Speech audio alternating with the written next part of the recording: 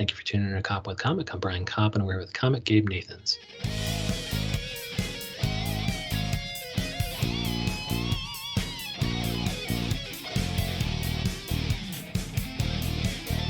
Gabe Nathans, how the hell are you? Hey, thank you so much for having me. I'm doing pretty well. Oh, good. Thank you so much for coming on, because I know you're keeping us laughing during the quarantine. You are Gabe Nathans at Twitter and also on Instagram. Mm-hmm. And so, yeah, what can we expect from you? Like, what's your comedy content been like recently? Yeah, so it's been a mix, I would say, of like musical comedy stuff, guitar songs, guitar-based jokes, I suppose. Yeah, even Although here, the guitar you. comedy is like there's a lot of connotations there that I feel like I try to avoid.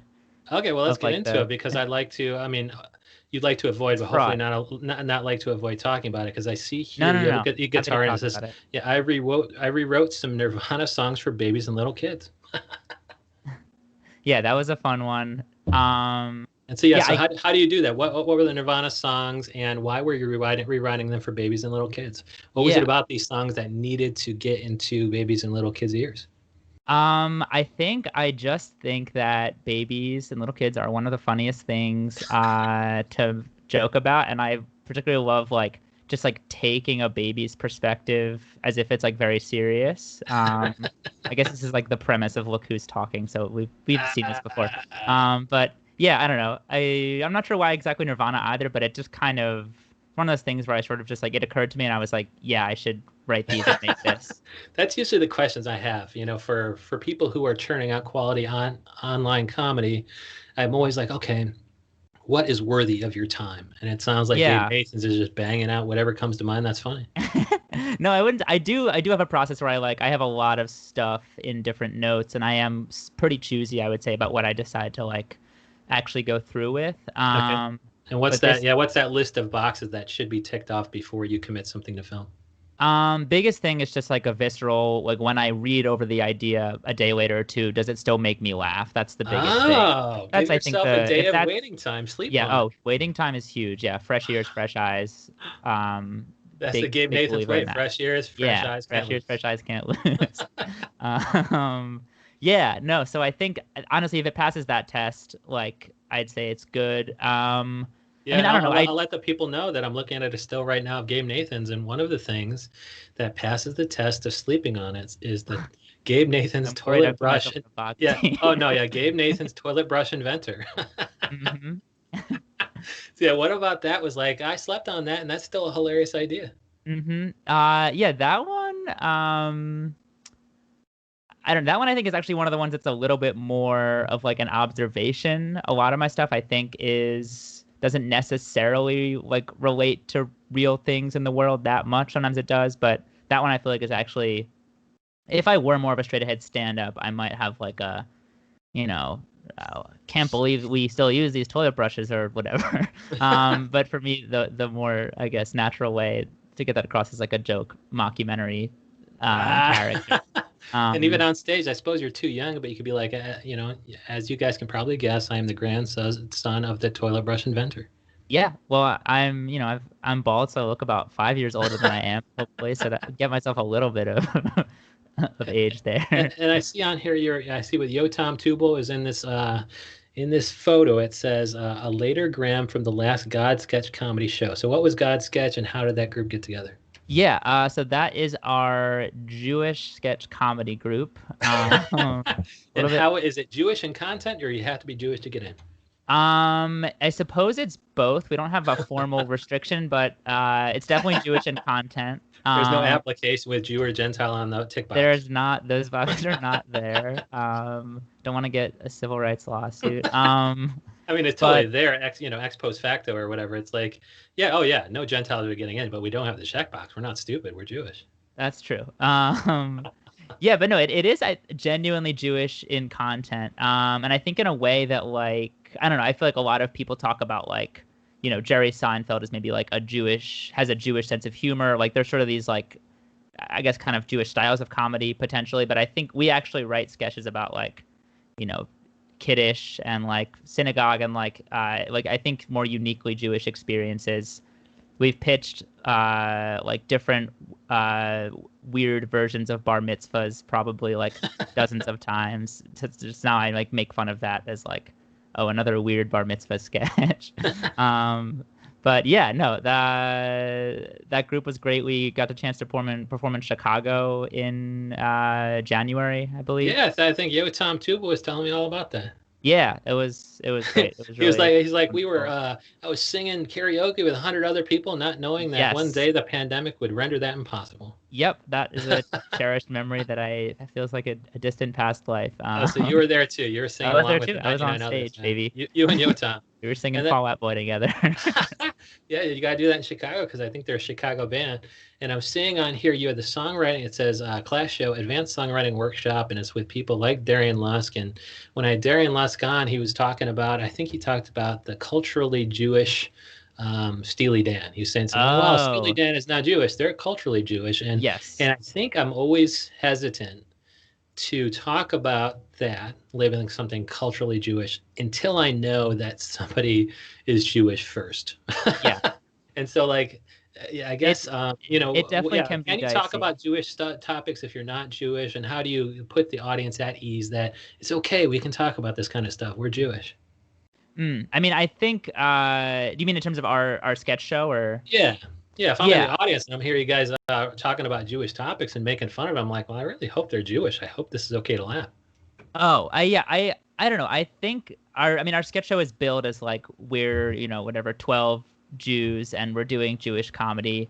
And I think our audience is pretty basically what you would find at like a bar mitzvah after party a lot of the time. It's a lot of Jewish aunts and uncles, and it feels like kind of a community that's familiar to me, and I think it feels like a safe space to make fun of some Jewish cultural things and do jokes about being Jewish. I don't know how it would play in like a sort of a wider context, but I feel like it's always felt pretty safe, kind of like an insiders thing at our shows. And what does a bar mitzvah after party feel like? That's a really good question. Are there bar mitzvah after parties, and do they happen at like 6 p.m.? The good ones, the best. I'd say the ideal bar mitzvah schedule is like the service is in like the morning, then there's like a break, you go home, and you come back for the party, and it's at night. I feel like the night parties were the most fun. No family member adults are there. The best case scenario is like a separate adults kids room, separate rooms for adults and kids. That's the ideal, so that you can, hopefully your little 13-year-old self will get to grind with someone. And like, is there, when you go into adulthood, like real adulthood, I think bar mitzvah is when you become a man. But at what age do you really become a man, and what's that party like compared to the bar mitzvah after party? That's a good question. I would say the really becoming a man party is like when you're scrolling through different health insurance plans and like trying to figure out if your therapy will be covered, but then realizing it never will and just choosing the cheapest one. Which therapy is going to be covered? I love that. It's worse for sure. And then it's like, instead of grinding, like, what would be the, are women invited, or people you're attracted to, are they invited to this after party? Like, how do you get them real adult after party? Yeah, how do you get them involved with the health insurance choice? I think you kind of just like, it's a lot of, I think, just being very real and in a sad way and kind of commiserating. Perhaps it's commiserating on Twitter is like the adult version of the bar mitzvah after party. I don't know. This is really good. This is a good question. This is a rich area. Yeah, and so, I mean, are you from New York City? And if not, like, when you get to New York City, how do you find your people who end up in something like God's Sketch Comedy, like other Jewish comedians? So I'm not. I'm from the Philadelphia suburbs. I found the group and comedy. I mean, I started comedy generally through UCB classes. I found the group through like a college friend who knew Yotam. He kind of brought me into it. Okay. Yeah, but I'd say UCB was my like entree into like comedy generally in New York, and I didn't come here specifically to do comedy. So why, what did you come here for, and at what point did you learn that comedy was maybe your thing, either as a hobby or a day job? Yeah. I Well, night came job, second job. here. I came here largely because like the biggest amount of my friends from college were here. And I came here originally took a tutoring job at a nonprofit and was like thinking I might be a teacher or like work in education, maybe go to law school, become like an education lawyer or something. But I ended up doing less good for the world and going the comedy route. I mean, so the moment I realized it was actually like I'd been doing some UCB classes, maybe it was in like 201 or 301. And it was like after a class show, I had like scheduled to go meet with a friend of my dad's who was like in the tech world because I was like sort of aimless in my job, not sure what I wanted to do, and like was like maybe I need to explore the tech world or something. I got there, and I Let me must have talk just to my dad's friend. Yeah. she asked me like what are you interested in or like why like what do you know about the tech world or whatever, and I must have given just like the most like sad unconvincing answer because she was like hold on a sec, like what do you actually enjoy doing? And I was like I like doing improv a lot and comedy, and she literally actually talked me into like you need to just like find a day job that'll give you as much time as possible Yes. and like put all your time into writing and performing and God bless her, etc. right? Do you Yeah, think that no, was a really, good, God bless yeah, her. good guidance? Absolutely good guidance. Yeah, and I think coming from her, the person who I had gone to for like the responsible adult, path and guidance in that area, to hear her say like, "No, you should do the thing you love." I think it was very very impactful. It's so sad though, that like you would think that, a parent should guide you in the same direction. It's like, okay, well, if you have something you do what you love and it might not pay the bills, get a day job that pays the bills and that gives you free time and then to go do that thing. But you probably wouldn't trust it coming out of your dad's mouth, but you might trust it coming out of his tech friend's mouth. Yeah, I guess I'm trying to think. I mean, my parents definitely, I think, are very supportive and encouraging. They're mostly concerned that I like am making enough money to support myself somehow. But Yeah. if that's like a day job and I'm doing comedy, they're fine with that. I think, yeah, I think there was just something about like her specifically that really, yeah, maybe it was just is like a new perspective or something. Yeah. It's like this person's in tech. This person's pretty hip. Yeah, I this should listen to her. But yeah, so when you, I mean, when you have the money to pay the bills, and of course you're doing comedy as the night hustle that will ultimately pay the bills, and then you have a baby, and that baby, like, how do you get that baby TikTok famous? Because one of your topics Mm. was the ethics of having a TikTok famous baby, and I was like, do you have Okay, a well, let me TikTok put famous my baby? And you're like, no, I just really have thought about this a lot. let me put my cards on the table here. I Yes. do not think I would ever try to get my baby TikTok famous because Okay. I think it's a questionable practice. Yeah, maybe so for some context, you might have no idea what I'm talking about, but there are a lot of accounts on TikTok with moms or dads filming their babies. There's one in particular, this little kid who always thanks his mom very politely for giving him food, and is like just very sweet in general. Um, and like each video millions of views, like they have like sponsorships from different snack products and toys and things and are like promoting them in the videos, and that's where I think it just I don't know, like this kid is like 3 years old. Right. I think even the sponsorships aside, just like getting your child that famous without their knowledge or consent, because like a 3-year-old can't actually understand exactly what's happening, right? Yeah. And will that baby ever, will that toddler ever know? Will that toddler ever be actually famous? It's not like they're taking that toddler and bringing out to be interviewed on ABC News or something. Sure. Yeah, or like, if they, if once they do sort of understand like, oh, millions of people knew who I was and were sharing my videos all around when I was like 2, like how will they feel about that? And yeah, I think the whole thing is uh at best I think it's a gray area. And at worst it's like this isn't good. But Um, they have to provide for the kids in the same way that your dad hooked you up with the tech friend, just making that's sure that you're true. able to pay the bills. Like, they're gonna, they have to provide for this kid while they're able to. And I mean, if they're just giving the kid food and he's saying thank you very politely, it's like, well, first of all, they're feeding him, and second of all, he's learning politeness should be incentivized or rewarded. I mean, That's these are valuable lessons, right?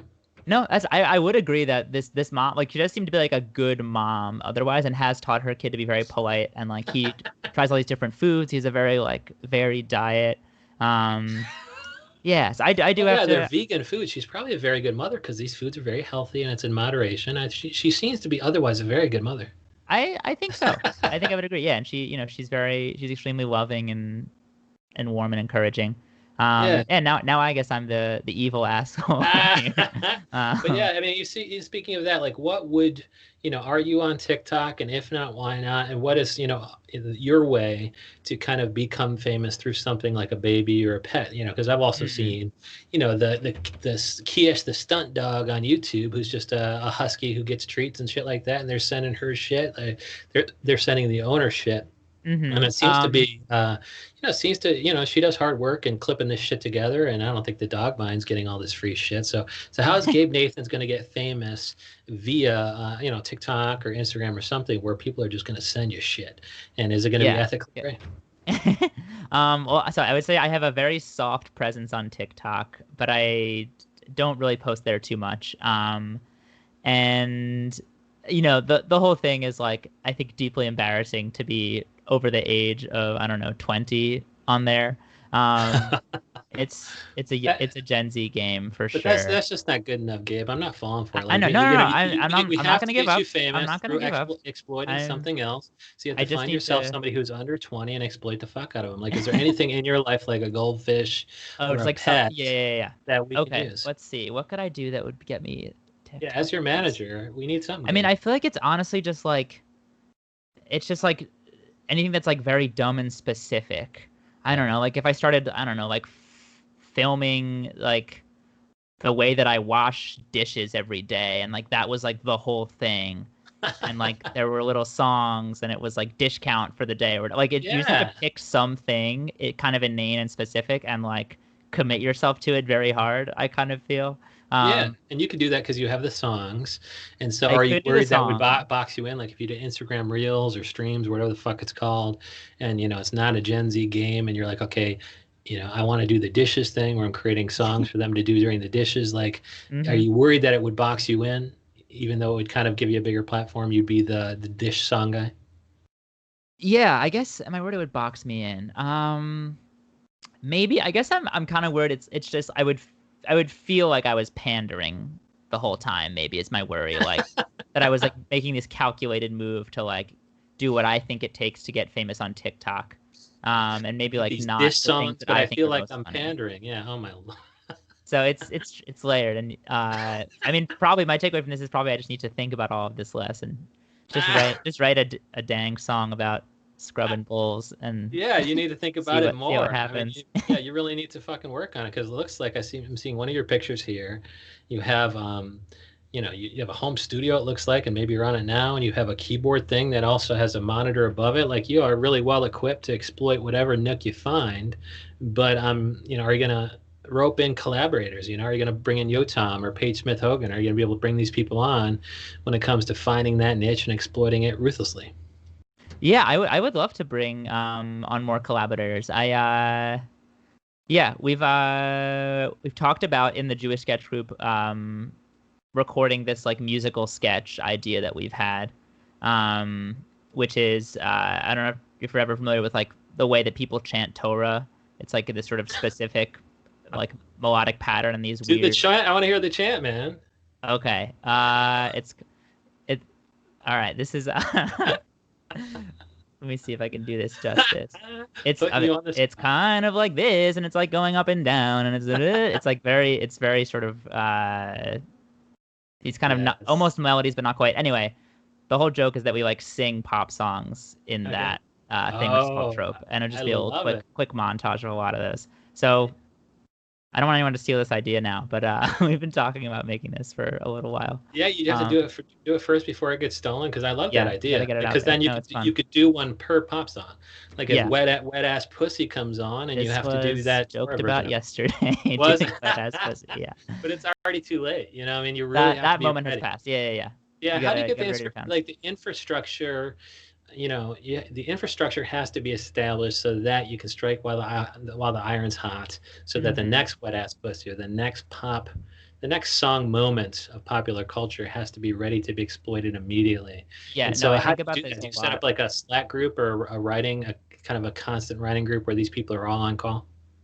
Yeah, I mean, I guess I haven't crossed this bridge with like collaborators, but I do think about like having to be ready to like, you know, do the parody of the news that just dropped that day like immediately. I did a thing like a Kanye joke after he announced he was running for president, but like even I was like a little too late. I think people still liked it, but like I should have been on it like 3 days earlier. Yeah. um, And how do you do that? You really can't give it.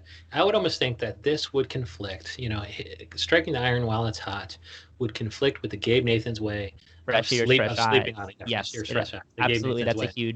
That's a huge tension. Yes. I How do you think for me. tweak that Gabe Nathans policy to make sure that you're not missing a moment?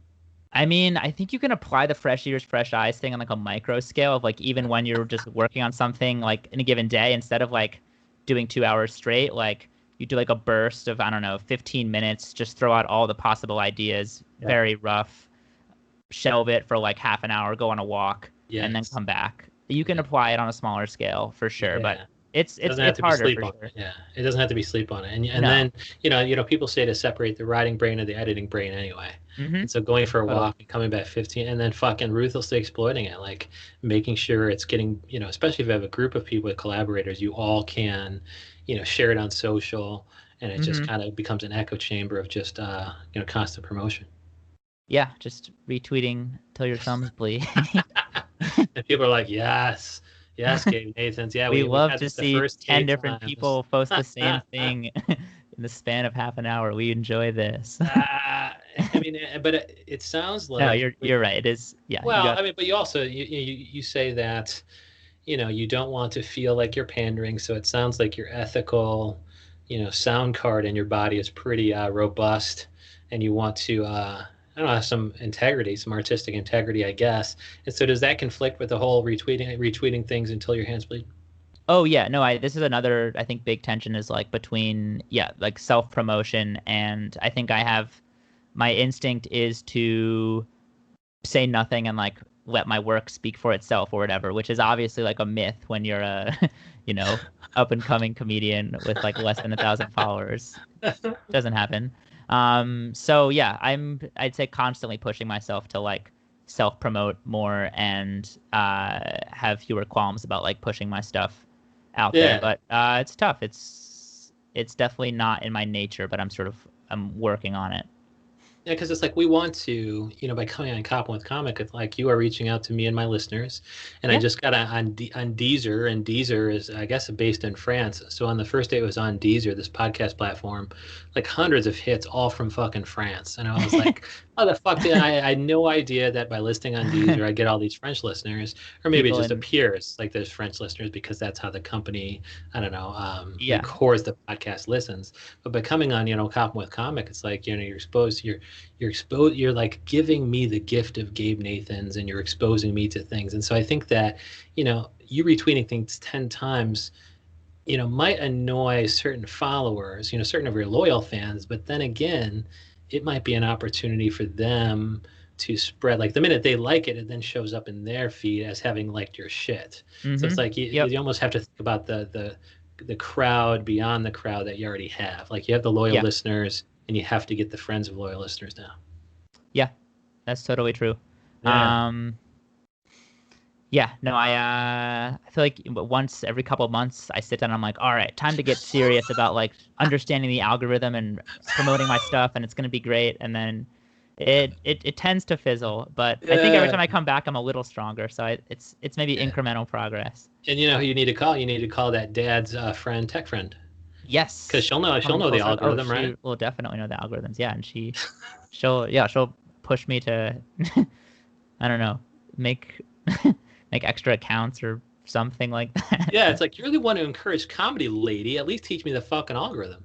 Yeah, give me your tech knowledge. Take me into the back end. Take me into the hood. Did you just abbreviate technology with tech knowledge?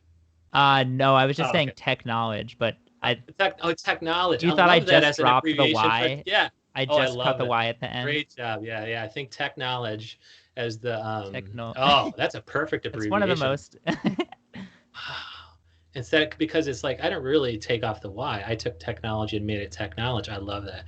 Well, see, this is the kind of thing I can expect because the Gabe Nathans is a toilet brush inventor, and we find that on Instagram at Gabe Nathans and Twitter at Gabe Nathans. You know, I'm looking forward to you and God's sketch because Yo Tom Tubal and you know, Page Smith Hogan. These are some funny motherfuckers. So I know Yeah. that you and Darian Lusk, like you guys are come with musical comedy, and I'm so glad you came on. Gabe Nathans, Yeah. thank you so much. Thank you so much for having me.